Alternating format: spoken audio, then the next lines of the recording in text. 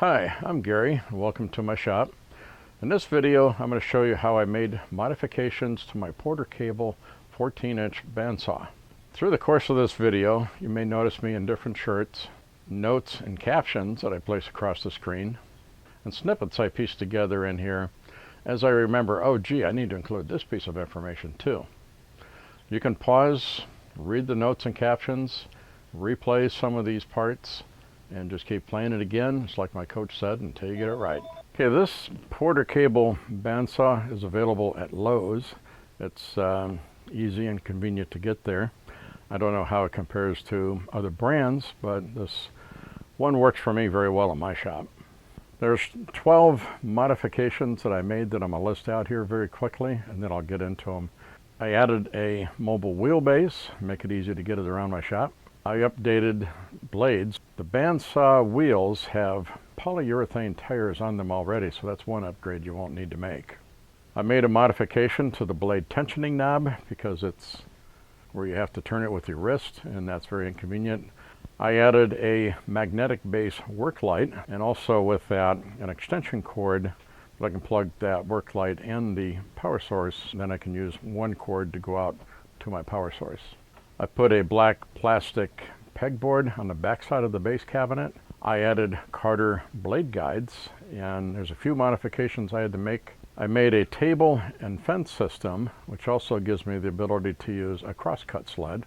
I made jigs for reducing the number of corners on lathe turning pieces and spindles. Made a very simple push stick to save from getting my fingers cut. There's a grinding stone that you can get to round over the back side of the blade. That makes it easier to make tight turns on radiuses. And finally, using blade lubricant helps to make your blade or your work go through your blade much easier. So I'll move on here and start telling you all about it. One of the first modifications that I made is to put on a mobile wheelbase. This mobile wheelbase is available from Rockler and some other resources for about $60, and it's the metal framework and wheels, and it requires some hardboard 2x2s, which actually measure like 1.5 by 1.5, and they serve as the rails that support this. This wheel, when you lift this up, lets it sit down on the floor steadily, and then there's 2 feet on each of these ends that you adjust to level up with your floor so it sits steadily without rocking on you. In the process of installing this mobile wheelbase, I had to add a couple of blanks underneath each of these corners here, and what I added in was like 3/4 inch MDF, and that would raise the cabinet enough so that the door on the lower cabinet would still open.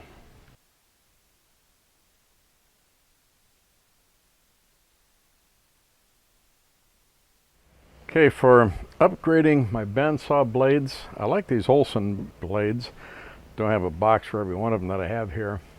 This one is a 1/8 inch blade, very small and thin.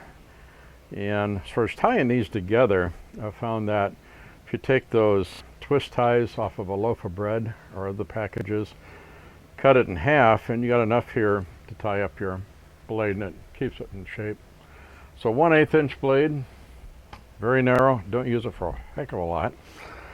Then I step up to the 3/16 blade, and this works very good for making some very tight corners and turns. Then I step up to the 1/4 inch blade, which is pretty much my standard go-to blade for most of the cuts that I do. And you can make some pretty tight radiuses with this yet too. Then I would step up to the 3/8 blade, but that happens to be on my bandsaw at the moment. Then the next size I've got is the 1/2 inch blade, which I don't use very often because this is for making longer, straighter cuts, not cuts around shapes. Like I said, I like the Olson brand saw blades. They seem to wear well, run well, and don't break on me very often. These bandsaw wheels come with polyurethane tires on them already, So that's something you're not going to need to replace. That's an upgrade you don't need to make. Okay, the top knob for the bandsaw blade adjustment here, for adjusting the tension, you have to turn this, twisting it with your wrist to tighten it or loosen it. And that makes it pretty difficult after a while. So I've designed a handle to put on here that will make this a lot easier, and I'll show you that next. So I have removed this knob from the bandsaw, and it has this little pin in here, if you can see that. A little pin. You can knock this pin out, and you can remove this knob. And then what I did is I took it to the drill press, and I drilled these 1/4-inch holes into the knob. I just did 4 of them. There's like 6 cavities inside there, but I just did 4 of them. That's all I need. Got those drilled out, and what I do is take a piece of paper here, actually a piece of wood that you want to make your handle part out of. I just drew around the knob just to get the diameter of it. And then what I'll do is to draw this out more for the length of where I want the handle to be. And then a hole here for where one of the knobs is going to go into. The piece that I got done is this. And what I did for drilling these holes out is I took this handle, once I got those holes drilled, sat it on top of here and traced it with a pencil so I knew where to drill these holes at. This hole on this end is kind of arbitrary, close to the end center, and it's this one's a 3/8 inch hole. These are 1/4-inch holes. I bought these 4 1/4-inch screws. They're about 1.5 inches long, I think. They have a flat tip, crosshead tip on it.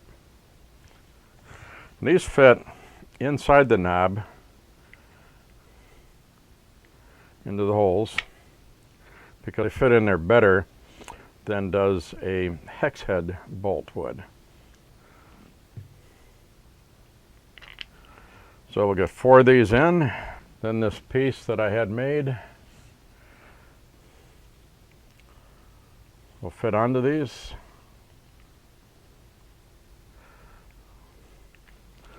Then just put on, the nuts or the washers and the nuts on all 4 of them. And then that gets it all tightened down. All of these nuts are elastic stop nuts, so they lock in place. Get those tightened down. Then I put this knob on. This is a knob I picked up online. I don't know how much, at Rockler or somewhere. Actually, what I do, I use some nylon washers because I want this knob to be able to turn as I'm turning this or cranking this. So I put some nylon washers on that fit the threads, which is a 3/8 thread. Then an elastic stop nut here. And I'll get that tightened down enough so I can still rotate the handle for when I do my cranking to adjust the blade tension. Okay, so I have this knob assembled for blade tensioning on here. Assembled back on there. I can tighten it up. I can loosen it very easily. It's a lot easier than trying to twist my wrist to adjust it. Another modification that I made is to add a magnetic base Worklight to this so I can see, illuminate the work that I'm doing. I ran this cord around the backside here and into a clip on the backside. So the cord runs from the light back to here into this clip, which I picked up at Home Depot or Lowe's. Ran a screw into the backside of the housing here, trimmed off the excess inside there with a Dremel tool so that the wheel inside there would not interfere with it. Then the cord, I brought it down and plugged it into an extension cord here. Wrapping up all these cords from the light and also from the power source for the bandsaw kind of makes a bit of a conglomeration here, but with about 3 or 4 of these Velcro straps, I can contain the cord in pretty good shape. And then I can use this part to go out to my power source.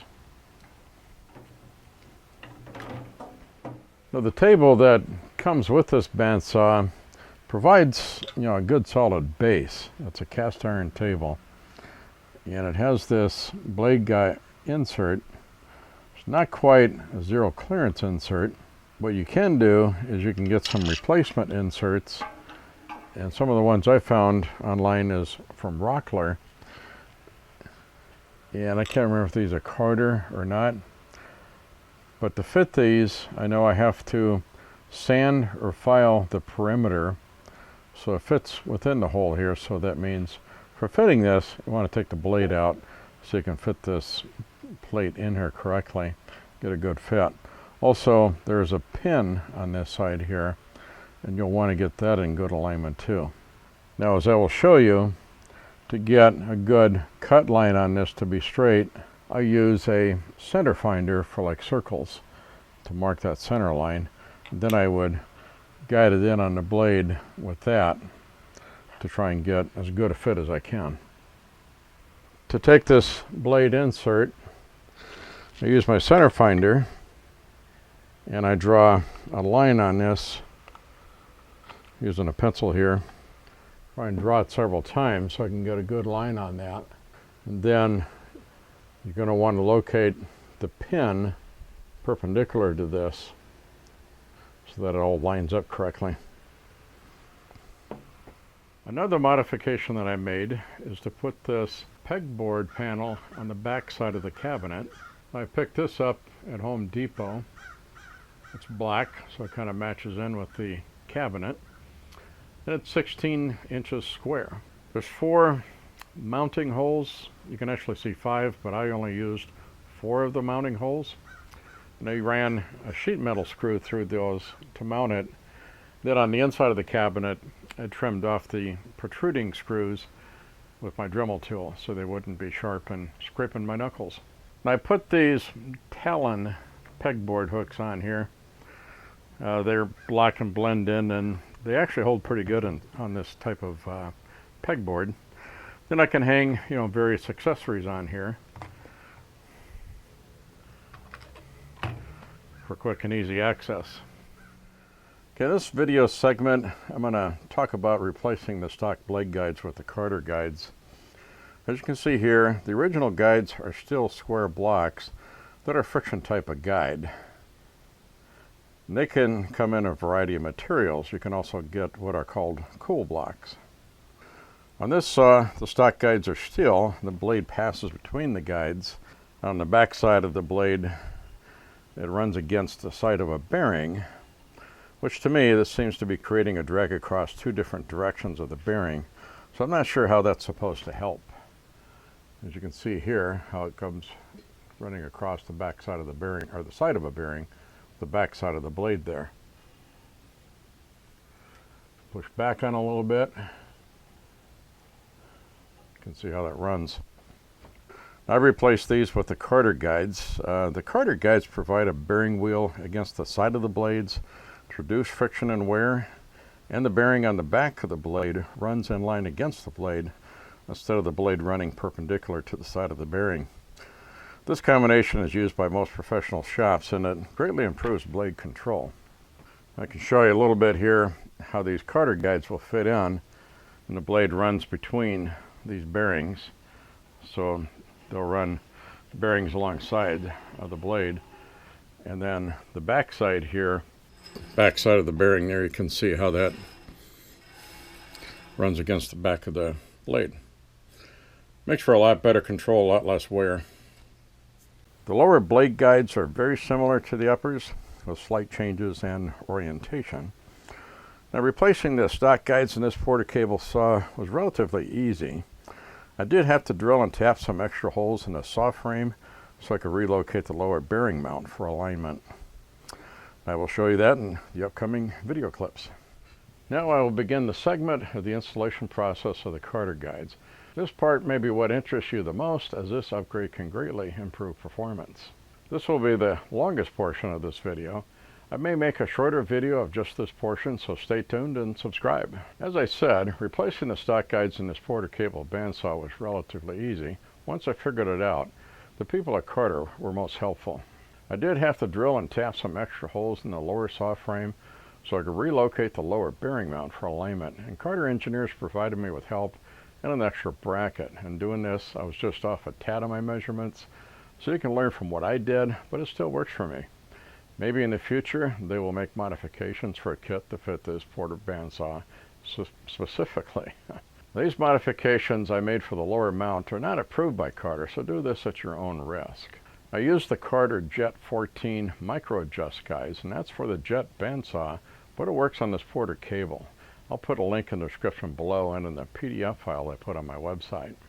As an additional note, Carter has a great YouTube video online hosted by Alex Snodgrass, a great video with a lot of information to dispel a lot of the mysteries about the bandsaw. It's a must watch. I'll put a link in the description below and the PDF file on my website. Okay, the first step in putting on these Carter replacement guides, so remove the table. This is a great step to do anytime you want to replace the saw blade or make any adjustments on your guides. This opens it up and gives a clear view and easy access to everything. And it takes 20 seconds or less. It may take me a little bit longer here just because I have to step through each step of the process. The first step will be to remove the blade clearance plate. Get that out of the way. Next, we have to remove the table pin. And the purpose of this pin is to keep this table level across here, because we have the split here that's required for removing the blade no matter which method you use. So remove that pin. It's got a hex head on it. You can use a crescent wrench or whatever size wrench that fits that, or even a pair of pliers. All I got to do is twist it a little bit. It's not threaded or anything, and it just comes out real easy. Okay, then on the bottom side, there are two knobs that are threaded on here. All you have to do is loosen that, spin them off, take those off. Then we just pick the table up straight, rotate it, and slide it out through that slot, the blade. Now we have complete access to get to everything. Makes it quick and easy. As you can see, this comes off, probably 20 seconds or less, even with me explaining it. Going back on is just about as quick and easy out of the... Okay, for removing and replacing the upper guide on this, I'll start with this one as it requires the least modifications to the saw, although I do need to make a modification to the Carter upper mount itself. In removing the upper guide, note that it only has one set screw here, and the Carter mount has 3 set screws. As shown on this, we got 1, 2, and then there's a third one in the back here. That gives it a stronger attachment and less chance that it'll drift out of alignment on you. And what I'll do is loosen up this set screw here. That'll allow this assembly to come off along with the blade guard, and I can take that away. Now on the shaft, I filed away a little bit here because the previous set screw created a dimple on there, and that dimple also kind of created a crater, kind of like a meteorite hitting the planet does. Creates a little bit of a rise around the circle of that indent. So file that off. Want to make sure everything is flat and flush to give the best ability for making adjustments on here and keeping this straight. Now put on this new upper blade guard and just get it on there for now, and then I'll make adjustments later on this to kind of get into the correct place. Then I'll get this upper blade guard placed on here and get it screwed on here for now. Then I'll adjust some alignments later. So So as you notice, this has, the 3 set screws, one on the front, one on the side here, and one on the back. This back set screw lines up with this groove in the shaft here. This groove in the back of the upper shaft doesn't align with how the blade tracks. So tightening this set screw here will cause the blade to misalign, or the guide to misalign with the blade. What I will do is to drill and tap a hole on this side of this mount so I can get, a good 3-point mount on there. The set screws for this are 1/4 inch with a 28 National Fine thread. Now I'm using a Irwin tap that came with a drill bit. Most taps that we have in our shops are typically coarse thread, but this Irwin set came with a 1/4 inch National Fine 28 tap and a number 3 drill bit. Putting my caliper to the bit, it's a 13/64 bit. Okay, as we can see here, I took this assembly off, the upper arm, and we have the 3 set screws. And this back one here is the one that lines up with that groove in the upper arm. That's going to put it off from being on track with a blade, so we can't use that one. So to be able to have 3 screws, we're going to have to put one on this other side here. And what I did is I turned this around, kind of lined up these and just kind of eyeballed it and made my mark here as to this is where I'm going to make my hole to drill and tap for the 4th set screw, or the 3rd one that I'm going to be using here. Then what I'll do is to disassemble this unit so I can get it onto the drill press and just have the base unit itself that I want to work with for drilling that hole into. So I'll remove this thumb screw, then I'll remove all the other set screws that are in here. So now I just have this one round piece to work with, nothing to get in the way or interfere with me putting this on a jig to drill this hole. Okay, so I center punch this hole with one of these spring-loaded center punches, which where you kind of press on it and you hear it click, and it makes a center punch on there to get start for the drill bit and keep it on track. Okay, I've got my jig and my drill press here and got the bit in, and then I centered it on this drilling jig here, which has got a V groove in it. So I've got the bit centered in that groove, and then on the ends here, as you can see, I clamped the jig to the drill press table. Okay, so I've got this tap into this tap handle here, and let's see, the hole I just drilled is this one. So we'll get this started in here.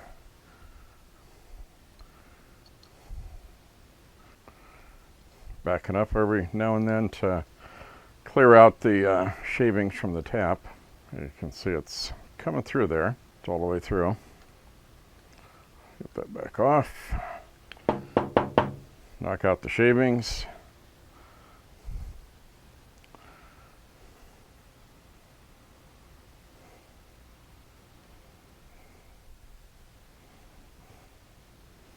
Get the set screw in there, and it's perfect fit. Very good. Okay, I've got this upper guide assembly back on here. We got this 1, 2, and the 3rd screw around the back here, the one I drilled and tapped. Push this on all the way up onto the shaft to seat it completely, then tighten down all the set screws. Then adjusted this blade guide assembly up here. Just get a rough setting for right now, and got the alignments with the blade. And then I will tweak these settings further. Okay, for now, doing this bottom guide mounts, you can see it's got 2 bolts here that holds the stock lower mount. And it takes a number 10 wrench to loosen and remove these.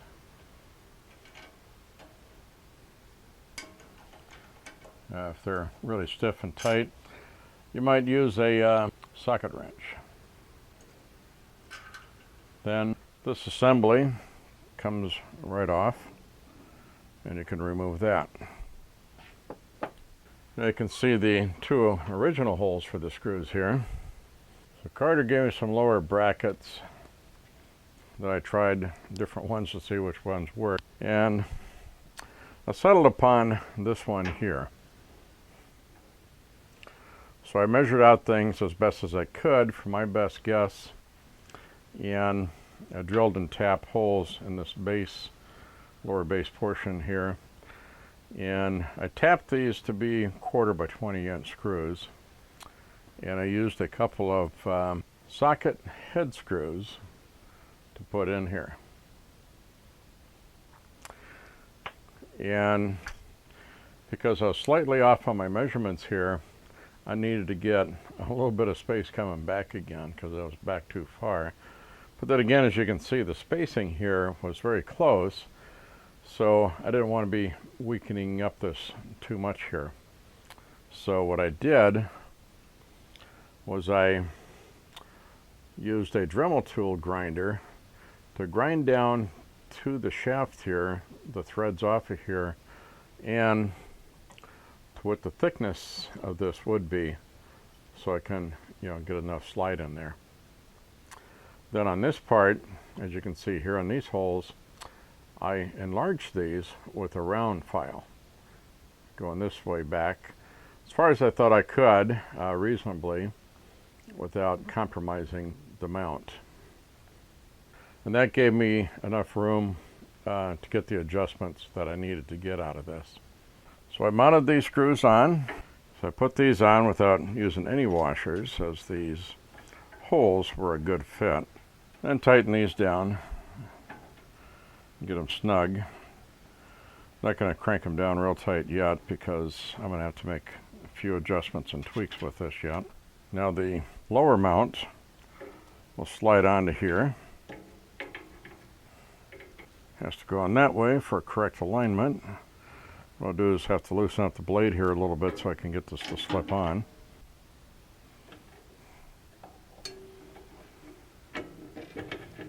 Get it into there, and I'll tighten the blade up again. That'll pull it into line with the bearing. Then I'll have to tweak some of the mounts here and get everything, adjusted up correctly.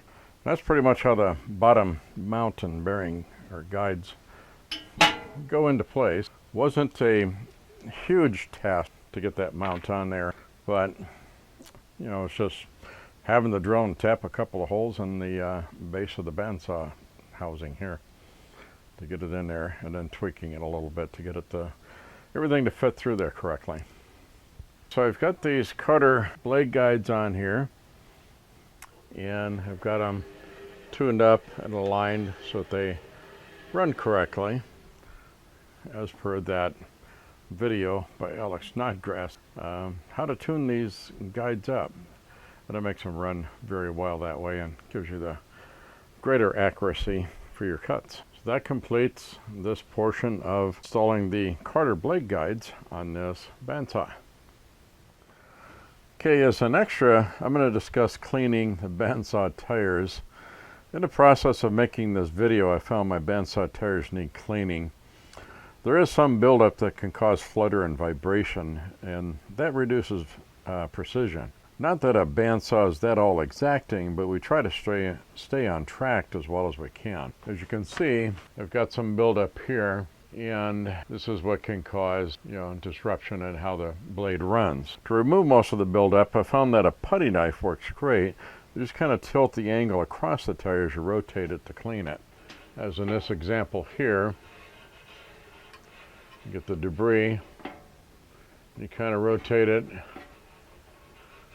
tilting it back and forth to clean most of the debris off of there. That works pretty good. Gets most of it off. Once the major amount of the debris is removed, then you can further clean the tire, and what I use is a rag soaked in mineral spirits to get it good and clean. Mineral spirits will not harm the polyurethane tire, despite what some people may believe. For more cleaning on the bandsaw tires, check out this video at www.goa.com. And I'll put a link in the description below and in the PDF file on my website. Okay, now this is the table that I made for my bandsaw. Here I routed out for miter slot for my miter gauge. On the back side here, I have this rail that fits into the miter slot on the bandsaw. And then these three pieces here hold the table in place on top of the original table there, so it all stays in place. Then I got this cut here, which is for the blade. So I'll slide the table on, get it lined up through the blade, get past the table stops, sets right in place. And my miter gauge goes right on here, and this is just a Incra miter gauge that I got. Now the fence probably should be longer, should be at least the length of the table here. Then to hold this in place, I usually use a spring clamp, and that really holds it in place very solidly. Now I do have another video on my channel here, and I'll put a link to that. That shows how I went through and put this together, so you can see how to make one of these for yourself. Okay, with this fence system, I slide the fence over a ways. I have this small sled that I've made that goes on here, and I've got it lined up at a 90-degree angle. I can put parts on there, and then I can trim off the lengths or whatever I need. And that works pretty handily for trimming lengths of, you know, these work pieces for like pen blanks and wattle stoppers and handles for pizza cutters and ice cream scoops. Works pretty good. Something else I made that helped me for trimming down parts for when I'm going to put them on the lathe, to get them down to, from 4-sided materials to get them down to like an 8-sided. Makes it easier to turn on the lathe, and my lathe chisel will catch less if it's got less edges to catch on. Basically, I just took a piece of hardwood, this one's poplar, cut a V-slot in it on the table saw. And I like to get this, you know, slightly deeper than making a perfect 45, because that provides some dust relief there too. And I put a piece of MDF here as a stop to catch material. These pieces I'm using here as examples are a couple of pieces of acrylic, but it can be wood or whatever you want to use, and that catches it, and this handle helps me to guide it through.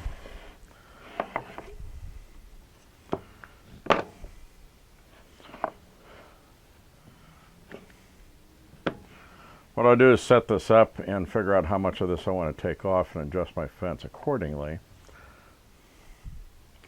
Then I can push it through with this, and I'll also use a push stick. This can be sacrificial so it doesn't get my fingers. So this one's made for like 1.5-inch square block. This one I made for pen blanks, smaller.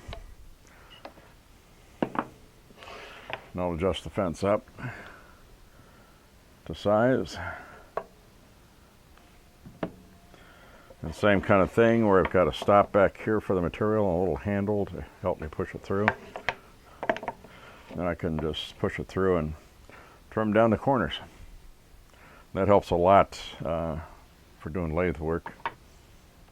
Okay, here is a handy accessory for the bandsaw. This is a stone that you run the bandsaw blade, and as you're running it, you put this flat on the table and just kind of round over the back edge of the blade. You don't want to come in contact with the teeth. You just want to round over the back edge of the blade. And that helps you to make cuts and radiuses much easier. This particular one is from Olson Saw Company. Found them online, about $15, and I put a rare earth magnet on this with a Forstner bit, drilled it in, and then glued it in, and then it sticks to my saw housing here, so I always kind of have it handy. Another handy item to have is this saw blade lubricant. Works for a lot of good things. including the bandsaw here. Basically, you run the bandsaw blade and just run this against it as it's running on both sides, and that lubricates the blade. And that makes your blade go through your work materials much more easily. It's kind of like waxing up the guides on your drawers. Also makes easier control when you're doing curves and shapes. Well, this has turned out to be a lengthy video on the modifications that I made to my Porter cable bandsaw, and I did these over the course of more than 2 years. As I mentioned, I will make some notes and links down below for your reference and information. Also, I'll put a PDF file on my website so you can access the information there too.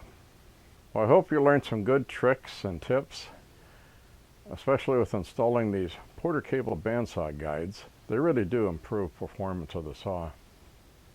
I hope you enjoyed this video and learned something from it, and I hope you got the inspiration to make something of your own that will work for you. If you did, please give me a like. To see my future videos as I come out with them, please subscribe and see what I come up with next.